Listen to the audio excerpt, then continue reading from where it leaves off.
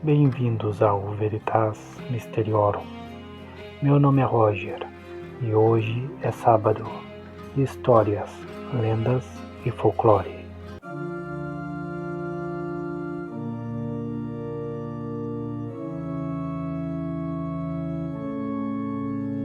Olá! A lenda do bicho-papão é uma das narrativas mais conhecidas do folclore brasileiro e mundial. Uma figura mítica, usada há séculos para assustar crianças e incentivá-las a obedecer aos adultos. Presente em diversas culturas, o bicho-papão é a personificação do medo, um ser sem forma fixa que se adapta às imaginações e temores de cada comunidade, região ou até mesmo indivíduo. No Brasil, ele é especialmente popular, aparecendo em histórias orais, canções de ninar e contos infantis, com o objetivo de promover disciplina por meio do medo. A aparência do bicho-papão é uma das características mais intrigantes e variáveis da lenda. Não há consenso universal sobre como ele se parece, o que reforça sua natureza como uma entidade que encarna o terror personalizado. No Brasil, ele é frequentemente descrito como um ser monstruoso, grande, peludo, com olhos vermelhos brilhantes e dentes afiados, características que amplificam seu aspecto assustador. Em algumas versões, é um ser bípede com braços longos, capaz de se esconder em locais escuros, como debaixo da cama, dentro de armários ou atrás de portas. Outras narrativas o apresentam como um vulto indistinto, uma sombra que só pode ser percebida pela visão periférica, aumentando o mistério e o medo do desconhecido. Há também relatos que o descrevem como um ser pequeno, semelhante a um duende, capaz de se ocultar em gavetas ou cantos da casa. Em certas versões, o bicho-papão possui poderes de metamorfose, assumindo a forma no maior medo de uma criança, como aranhas, baratas ou outros animais temidos, o que o torna ainda mais aterrorizante. Em algumas regiões, ele é descrito como um monstro obeso e guloso, que não apenas assusta, mas também devora tudo o que encontra, incluindo a comida da geladeira, antes de perseguir crianças desobedientes. Essa falta de uma forma fixa contribui para a universalidade da lenda, pois cada pessoa pode imaginá-lo de maneira única, moldada por seus próprios medos.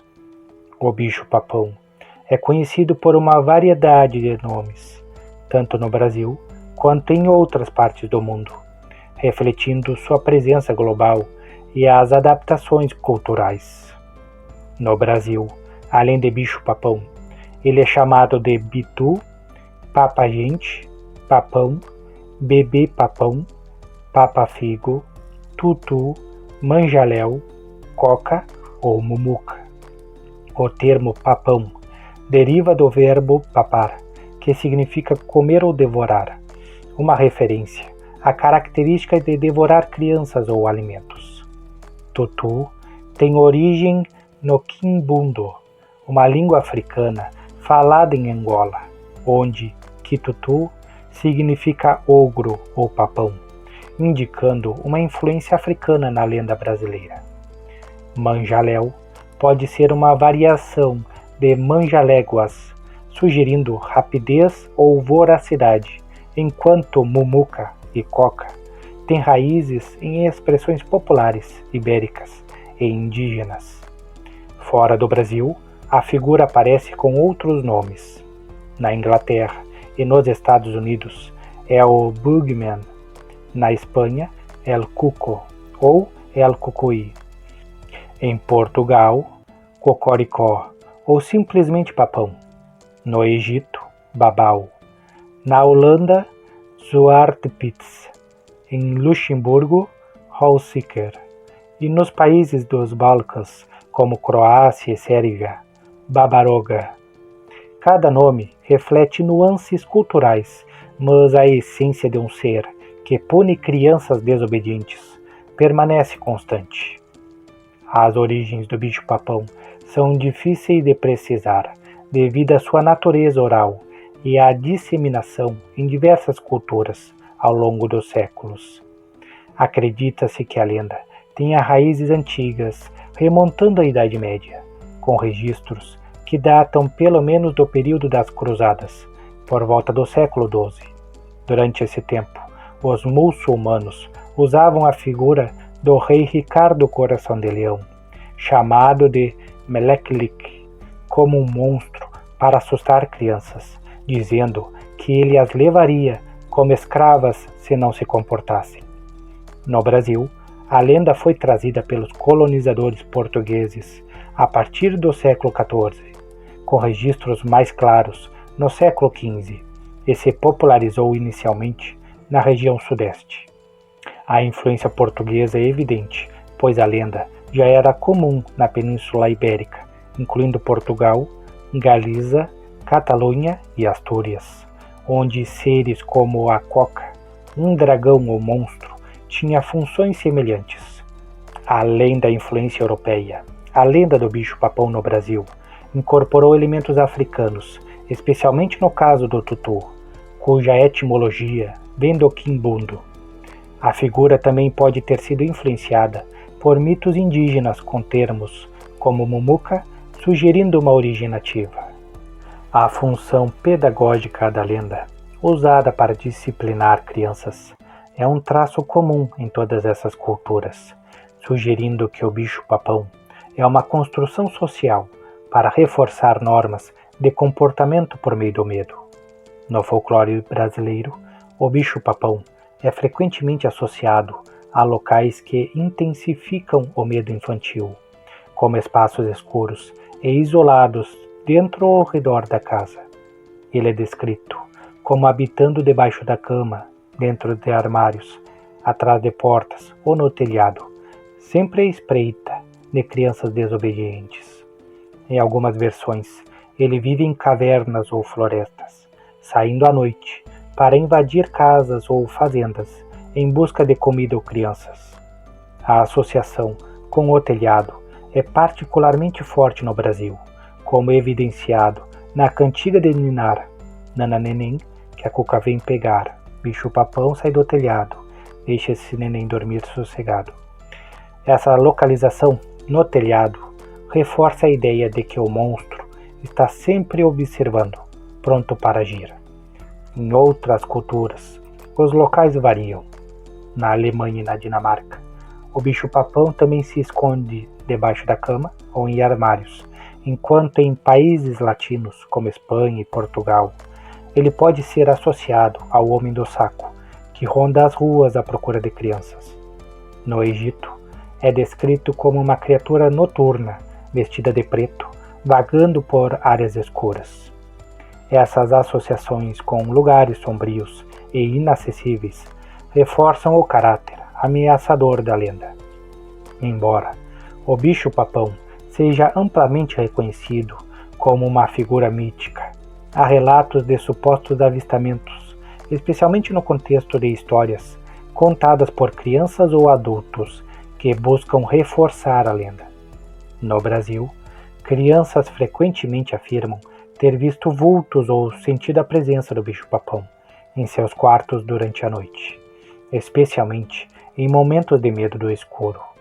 Esses avistamentos são geralmente atribuídos à imaginação infantil ou ao impacto psicológico da lenda, que explora o medo do desconhecido.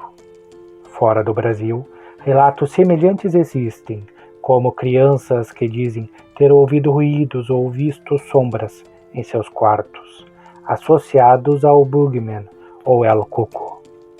A maioria dos estudiosos considera essas histórias como manifestações do medo coletivo ou individual, amplificadas pela tradição oral.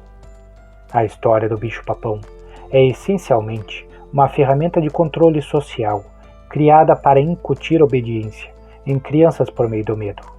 No Brasil, a lenda conta que o bicho-papão é um monstro que persegue crianças desobedientes, que não dormem na hora certa, que mentem ou que causam bagunça. Ele pode sequestrá-las, devorá-las ou levá-las para lugares escuros e assustadores. Em algumas versões, ele é um ser guloso que ataca a geladeira antes de perseguir as crianças, reforçando sua característica de papar tudo. A cantiga de ninar Nananeném é um exemplo clássico de como a lenda é transmitida, associando o bicho-papão à cuca, outra figura folclórica que também assusta crianças. A lenda também tem variações regionais. Em algumas áreas, o bicho-papão é descrito como um ser que coloca crianças em um saco para transformá-las em sabão, especialmente em noites sem luar. Em outras, ele é um protetor improvável, afastando espíritos malignos, embora essa interpretação seja menos comum. A lenda se mantém viva por meio da tradição oral, contada por pais, avós e educadores, e reforçada por canções, livros infantis e, mais recentemente, mídias como filmes e quadrinhos. Por exemplo, o filme The Boogeyman, 2023, lançado no Brasil como O Bicho-Papão, o Conto, trouxe a figura para o público contemporâneo, enquanto obras como as de Monteiro Lobato e a Turma da Mônica mantêm o bicho-papão relevante no imaginário brasileiro. Algumas versões da lenda sugerem que o bicho-papão não se alimenta apenas de crianças, mas também de bagunça, como brinquedos espalhados ou meias sujas, o que dá um tom mais leve à história em contextos modernos. A diferença entre o bicho-papão e a cuca está no gênero e na consistência da aparência. Enquanto o bicho-papão varia amplamente, a cuca tem uma representação mais fixa no Brasil contemporâneo. Curiosamente, em algumas culturas, como em parte da Europa, o bicho-papão pode ter um papel ambíguo, atuando como protetor contra outros males, embora isso seja raro no Brasil. A lenda também reflete a evolução dos métodos pedagógicos. Embora ainda seja contada, seu uso para assustar crianças tem diminuído e em favor de abordagens mais positivas, mas ela permanece viva no imaginário, especialmente entre gerações mais velhas. Essa narrativa rica e multifacetada do bicho-papão, com suas variações de aparência, nomes, origens e locais, demonstra como uma lenda pode atravessar séculos e culturas, adaptando-se para refletir os medos e valores de cada sociedade. Curta o vídeo, inscreva-se e até o próximo vídeo.